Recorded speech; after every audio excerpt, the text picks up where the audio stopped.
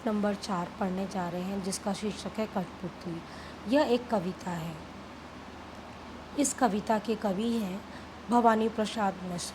आइए हम कविता पढ़ते हैं।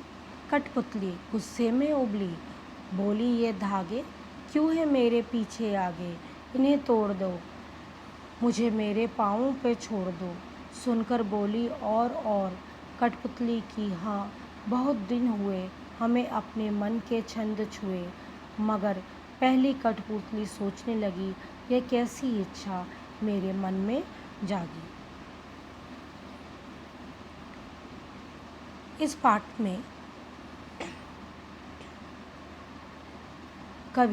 इस कविता में पाठ में कवि कठपुतली की मनोदशा के बारे में या उसकी इच्छा के बारे में बता रहा है।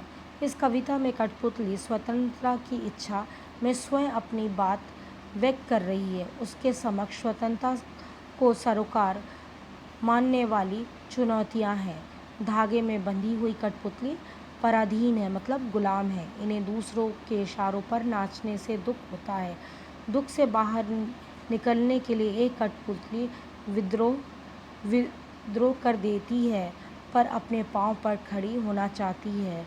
उसकी बात सभी कठपुतलियों को अच्छी लगती है। स्वतंत्र रहना कौन नहीं चाहता, लेकिन जब पहली कठपुतली पर सबकी स्वतंत्रता की जिम्मेदारी आती है, वह सोच समझकर कदम उठाना ज़रूरी समझती है।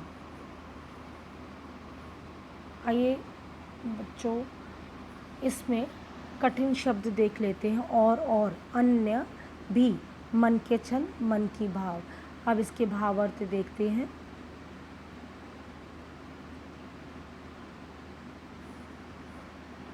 इस कविता में भवानी प्रसाद मिश्र कहना चाहते हैं कि स्वतंत्रता की बहुत ज़्यादा उपयोगिता है। स्वतंत्र व्यक्ति हमेशा खुश रहता है।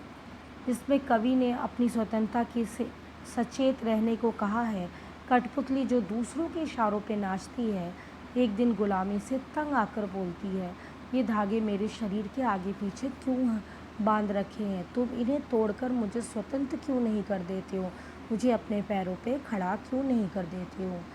एक कठपुतली की स्वतंत्रता की इच्छा सुनकर और भी कठपुतलियाँ कहने लगती हैं कि हमने बहुत दिनों से अपने मन की बात नहीं की, हमें अपने मन की इच्छाओं को दबा के रखना है। कौन सी इच्छा? स्वतंत्र होने की, आज़ाद होने की इच्छा को दबा के रखा है। अन्य कठपुतलियाँ भी आज़ाद होने की इच्छा को देखकर पहली कठपुतली सोचने लगती है, इन इच्छा में क्या परिवर्तन होगा, क्या वे अपने स्वतंत्रता को संभाल पाएंगी, अपने पैरों पे खड़ी हो पाएंगी। अन्य कठपुतलियाँ आज़ादी से सही उपयोग कर सकेंगी। फलस्वरूप पहली कठपुतली सोच समझकर उन्हें कदम उठाना ज़रूरी समझती है।